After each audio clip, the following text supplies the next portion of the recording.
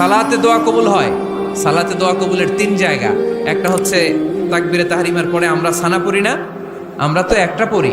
আল্লাহর হাবিব সুন্নাহ এবং নফল নামাজে আরো পড়তেন সানা, ওই দোয়া কবুল হয়। 2 নম্বর জায়গা সালাতে সেজদায় পড়ে দোয়া করলে কবুল হয়। আকরাবু মা ইয়াকুনুল আবদু মির রাব্বিহি ওয়া হুয়া সাজিদ ফাকসিরু ফিহি দুআ।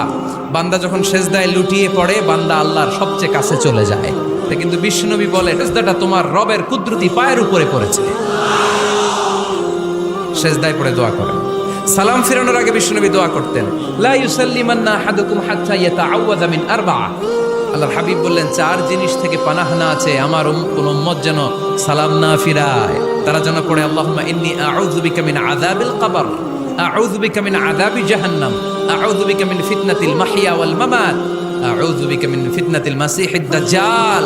আল্লাহ কবরের আযাব থেকে বাঁচাও, আল্লাহ জাহান্নামের আগুন থেকে বাঁচাও, আল্লাহ জীবন